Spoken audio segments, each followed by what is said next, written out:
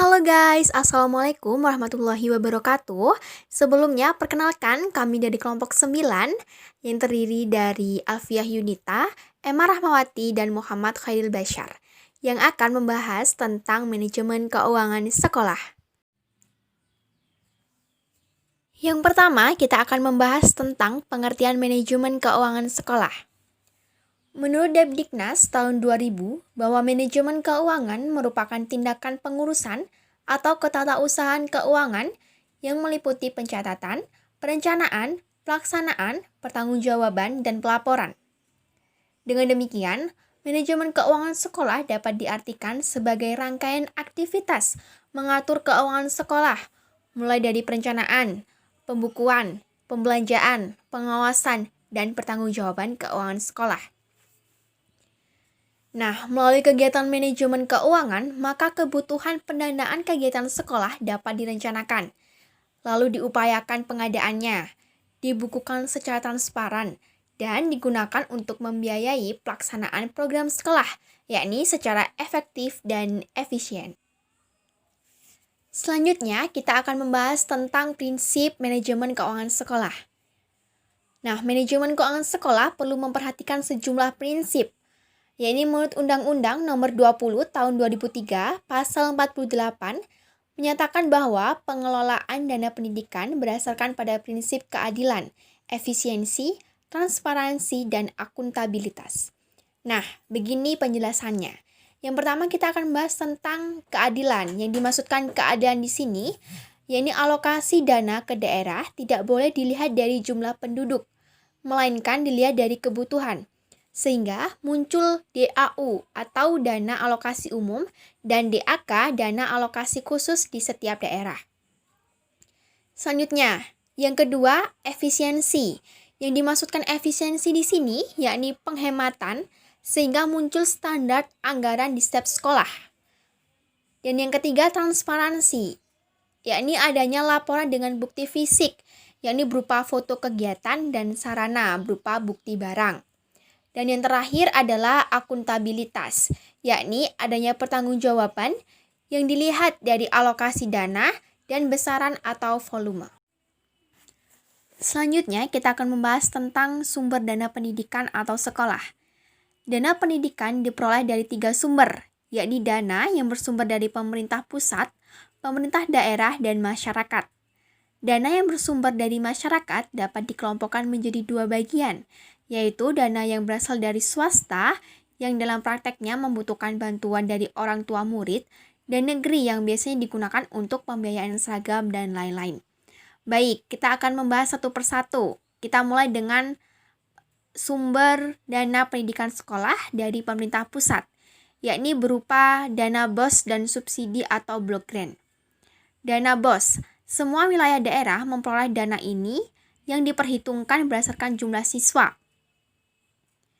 Lalu ada lagi subsidi atau block grant.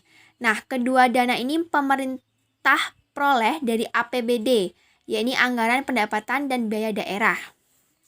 Yakni dana yang bersumber dari pajak, sumber daya alam, investasi, dan pinjaman lain yang dibayarkan oleh masyarakat. Yang kedua, dana dari pemerintah daerah yang berupa dana BOP dan sekolah bebas biaya. BOP ini sebutan yang digunakan untuk wilayah DKI Jakarta dan SPB sebutan ini dipergunakan untuk di luar wilayah DKI Jakarta. Kedua dana ini diperoleh dari APBD, dari PAD, DAU atau dana alokasi umum dari pusat dan lain-lain. Pemberian dana ini variatif jumlahnya di setiap daerah dan disesuaikan pula dengan jumlah siswa di setiap daerah. Berlanjut ke sumber dana dari masyarakat. Ini biasanya kita temui berupa SPP atau biaya sekolah swasta dan biaya peserta didik yakni seragam, buku, ATK, transportasi, dan lain-lain dari pihak sekolah negeri. Lalu ada lagi dana pendidikan yang lain bersumber dari dana dari alumni. Bantuan dari para alumni untuk membantu peningkatan mutu sekolah tidak selalu dalam bentuk uang. Misalnya, buku-buku, alat, dan perlengkapan belajar. Namun dana yang dihimpun oleh sekolah dari para alumni merupakan sumbangan sukarela yang tidak mengikat dari mereka yang merasa terpanggil untuk turut mendukung kelancaran kegiatan-kegiatan demi kemajuan dan pengembangan sekolah. Lalu ada lagi dana dari peserta kegiatan. Dana ini dipungut dari siswa sendiri atas anggota masyarakat yang menikmati pelayanan kegiatan pendidikan tambahan atau biasanya kita temui ekstrakurikuler seperti pelatihan komputer, kursus bahasa Inggris, atau keterampilan lainnya. Selanjutnya, dana dari kegiatan wirausaha sekolah. Ada beberapa sekolah yang mengadakan kegiatan usaha untuk mendapatkan dana. Nah, dana ini merupakan kumpulan hasil berbagai kegiatan wirausaha sekolah yang pengelolaannya dapat dilakukan oleh staf sekolah atau para siswa. Misalnya, koperasi, kantin sekolah, bazar tahunan, wartel, usaha fotokopi, dan lain-lain. Selanjutnya, kita akan membahas tentang pengelolaan keuangan menganut asas pemisahan tugas antara fungsi otorisator, ordonator, dan bendaharawan. Kita akan bahas satu persatu, dimulai dari otorisator. Nah, otorisator ini merupakan pejabat yang diberi wewenang untuk mengambil tindakan yang mengakibatkan penerimaan dan pengeluaran anggaran. Yang kedua adalah ordonator.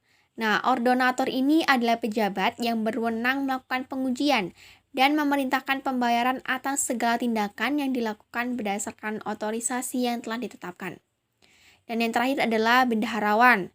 Nah, bendaharawan ini merupakan pejabat yang berwenang melakukan penerimaan, penyimpanan, dan pengeluaran uang, serta diwajibkan membuat perhitungan dan pertanggungjawaban. Itu tadi penjelasannya. Di sini saya akan memberikan analogi. Nah, saya analogikan seorang kepala sekolah. Seorang kepala sekolah sebagai pengelola, berfungsi sebagai otorisator, dan dilimpahi fungsi ordonator untuk memerintahkan pembayaran. Nah, di sini ada pengecualian, namun tidak dibenarkan melaksanakan fungsi bendaharawan karena berkewajiban melakukan pengawasan ke dalam. Sedangkan bendaharawan sendiri di samping mempunyai fungsi bendaharawan, juga dilimpahi fungsi ordonator untuk menguji hak atas pembayaran. Inventarisasi keuangan. Inventarisasi atau pencatatan merupakan kegiatan permulaan yang dilakukan pada saat serah terima barang yang harus diselenggarakan oleh pihak penerima. Inventarisasi berguna bagi efektivitas pengelolaan keuangan sekolah, seperti perencanaan, analisis kebutuhan, pengadaan, penyimpanan, penyaluran, pemeliharaan, dan penghapusan. Barang-barang perlengkapan di sekolah dapat diklasifikasikan menjadi dua macam, yaitu barang inventaris dan barang yang bukan inventaris. Barang inventaris adalah keseluruhan perlengkapan sekolah yang dapat digunakan secara terus-menerus dalam waktu yang relatif lama. Contohnya, meja, bangku, papan tulis, dan lain sebagainya. Sedangkan barang yang bukan inventaris adalah semua barang yang habis dipakai. Contohnya, kapur tulis, karbon, kertas, dan lain sebagainya. Selama proses inventarisasi, kadang-kadang ditemukan perlengkapan atau barang-barang yang rusak berat, yang tidak dapat digunakan atau tidak dapat diperbaiki lagi. Dalam hal ini, kepala sekolah memiliki wewenang untuk melakukan penghapusan terhadap perlengkapan pendidikan sekolah. Namun, perlengkapan yang akan dihapus harus memenuhi syarat-syarat penghapusan. Proses pengelolaan keuangan di sekolah dapat dilakukan dengan cara yang pertama, perencanaan anggaran. Yang kedua, strategi mencari sumber dana sekolah. Yang ketiga, pendistribusian keuangan sekolah. Yang keempat, pengawasan dan evaluasi anggaran. Dan yang kelima, pelaporan dan pertanggungjawaban. Perencanaan anggaran. Peran anggaran dalam pengelolaan pembelajaran sangatlah penting untuk mencapai tujuan. Anggaran merupakan rencana kuantitatif terhadap operasi organisasi sekolah. Anggaran meliputi aspek keuangan, maupun aspek non-keuangan dari operasi yang direncanakan. Proses penyiapan anggaran disebut penganggaran, yaitu menyediakan anggaran untuk melaksanakan program yang telah direncanakan. Anggaran mempunyai peran penting dalam pengalokasian sumber daya atau potensi sekolah, pengkoordinasian operasi pendidikan. Kandolikar 1985 mengemukakan dalam lembaga pendidikan, anggaran sekolah merupakan instrumen perencanaan dan instrumen pengendalian. Faktor-faktor yang perlu dipertimbangkan dalam membuat anggaran yaitu: pertama, permintaan terhadap hasil produksi dan stabilitas permintaan potensi dasar. Yang kedua, jenis-jenis hasil produksi yang dibuat. Yang ketiga, jenis-jenis dan sifat hasil produksi yang dibuat. Yang keempat, kemampuan menyusun jadwal mengatur pelaksanaan. Yang kelima, jumlah dana yang dipergunakan dibandingkan dengan hasil yang mungkin dicapai. Dan yang keenam, perencanaan dan pengawasan. Strategi mencari sumber dana sekolah. Adapun strategi memperoleh dana pendidikan, yaitu sebagai berikut. Yang pertama, mempunyai dokumen perencanaan jangka menengah dan tahunan. Yang kedua, memahami program dan prioritas instansi sumber dana pendidikan. Yang ketiga, mengidentifikasi program sekolah yang sesuai dengan program dan prioritas instansi sumber dana. Yang keempat, membuat usulan kegiatan yang didukung dengan dokumen kerangka rujukan. Yang kelima, paparan dan memasarkan usulan program atau kegiatan yang diminta untuk didanai. Yang keenam, mengawal proses usulan sampai selesai. Dan yang ketujuh, mempertanggungjawabkan efektivitas penggunaan dana yang diperoleh. Pendistribusian keuangan sekolah.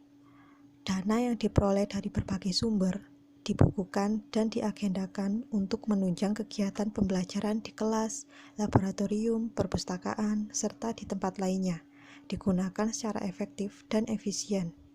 Dan sasaran penggunaan dana tersebut sesuai rencana dan program yang diperkirakan akan mencapai target dan tujuan pembelajaran sekaligus tujuan sekolah. Pemerintah telah menyusun suatu kategori dalam bentuk mata anggaran. Kategori ini dimaksudkan agar sasaran penggunaan anggaran dapat tersusun sedemikian rupa dan diukur tingkat pencapaian tiap-tiap komponen. Assalamualaikum warahmatullahi wabarakatuh. Perkenalkan, nama saya Muhammad Khairul Bashar, akan menjelaskan pembahasan dari kelompok kami, melanjutkan dari pembahasan sebelumnya, yaitu mengenai bagian saya mengenai pengawasan dan evaluasi anggaran. Pengawasan dan evaluasi anggaran tak lain adalah tujuannya hanya satu, yaitu suatu pemeriksaan yang ditujukan pada masalah keuangan. Masalah keuangan apa aja itu, seperti transaksi uang, tentang data dokumen uangnya, buku, daftar, serta laporan. Untuk memperoleh kepastian bahwa berbagai transaksi keuangan dilakukan sesuai dengan undang-undang, peraturan, keputusan, instruksi untuk menilai kewajaran yang diberikan oleh laporan keuangan. Kaidah atau ukuran yang ditetapkan oleh pihak yang berwenang dalam rangka melaksanakan fungsi pengawasan sebagaimana diatur dalam Instruksi Presiden Nomor 15 Tahun 1983. Itu dasar undang-undangnya. Tak lain, pengawasan tersebut melekat pada ada 4 poin. Poin pertama, 1. Pengawasan tugas seorang pengawasan tidak mencari kesalahan, yaitu tidak mengutamakan mencari siapa yang salah, harus objektif, tidak boleh subjektif. Tetapi apabila ditemukan kesalahan, penyimpangan, dan hambatan, supaya dilaporkan segera sebab-sebab dan bagaimana terjadinya, serta menemukan bagaimana memperbaikinya. Yang kedua, seorang pengawas. Pengawasan tersebut merupakan proses yang berlanjut, yaitu dilaksanakan terus-menerus secara kontinu.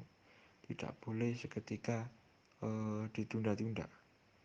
Yang namanya mengawas harus diselesaikan pada detik itu juga. Karena apa? Karena yang diawasi ini adalah masalah tentang yang sangat sensitif, yaitu keuangan. Jadi harus diselesaikan apabila ditemukan masalah yang sangat rumit, harus diselesaikan itu juga, sehingga dapat memperoleh hasil pengawasan yang berkesinambungan.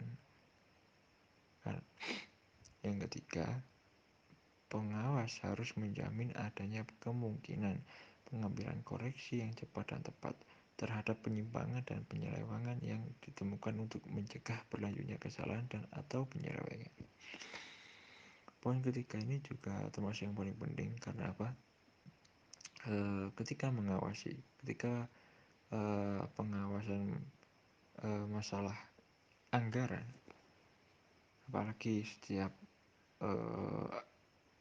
di setiap tugas-tugasnya masing-masing itu harus cepat dan tepat.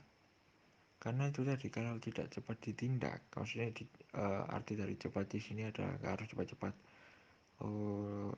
dan selesai masalahnya, bukan begitu, tapi dalam artian harus diketahui apa permasalahannya yang ada, yang kurang dalam segi pekerjaannya, atau mungkin tata cara mengumpulkan data mengenai uang, atau apa yang berhubungan dengan anggaran pendidikan.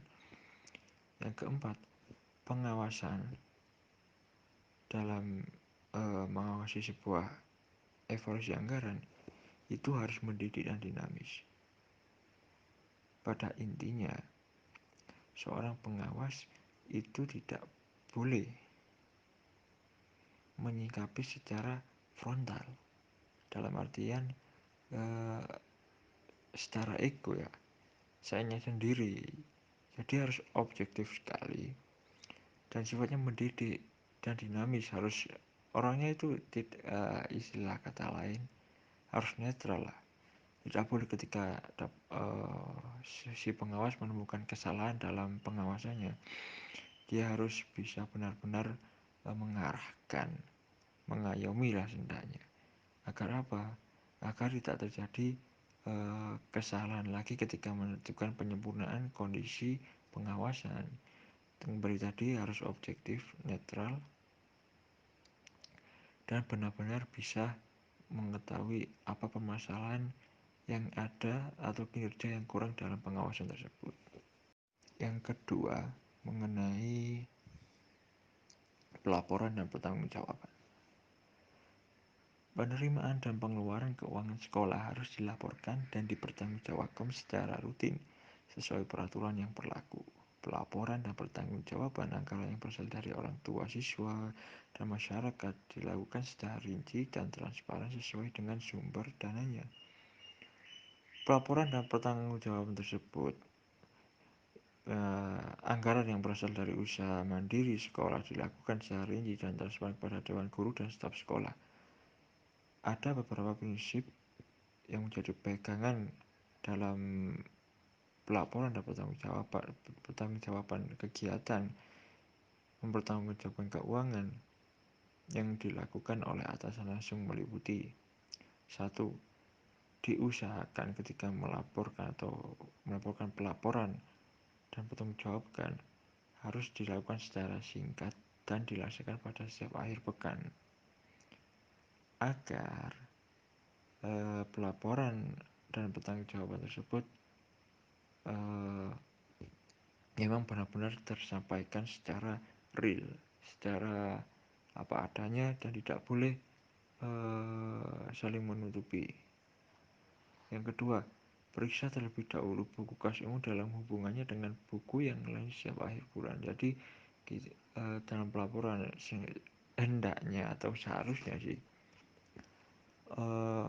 memeriksa dulu, mensinkronkan, mencocokkan yang ada dalam catatan buku kas umum yang ada hubungannya dengan buku, ya mungkin buku setiap proker di setiap penjuru yang bagiannya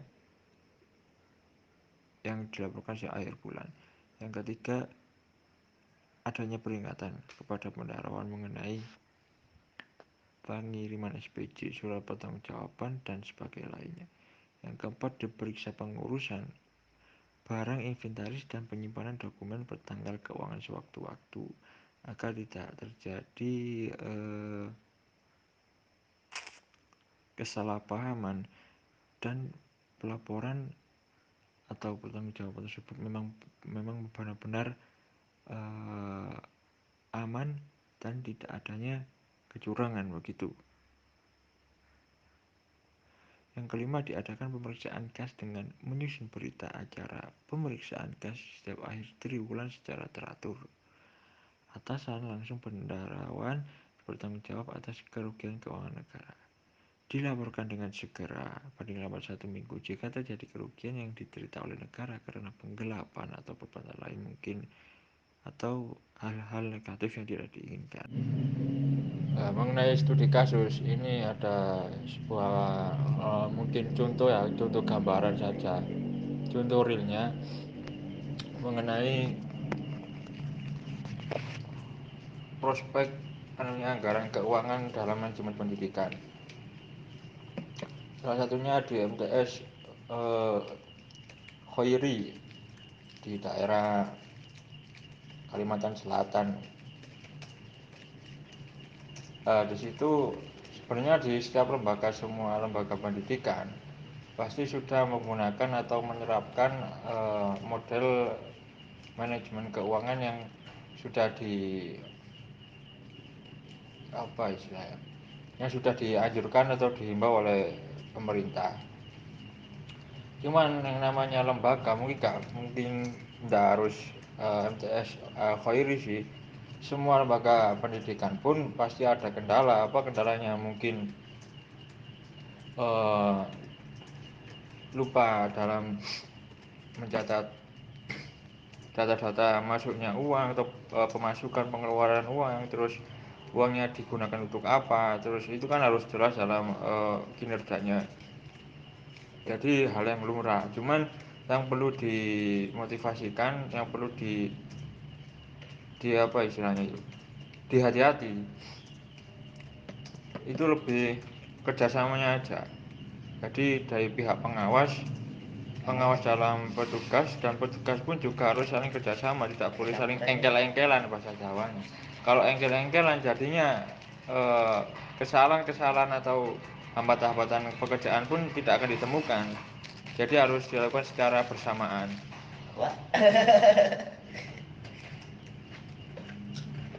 Begitu. Seterusnya bisa langsung ke tanya jawab aja. Terima kasih. Nah, itu tadi penjelasan dari kelompok 9 tentang manajemen keuangan sekolah. Semoga bermanfaat dan terima kasih atas perhatiannya. Wassalamualaikum warahmatullahi wabarakatuh.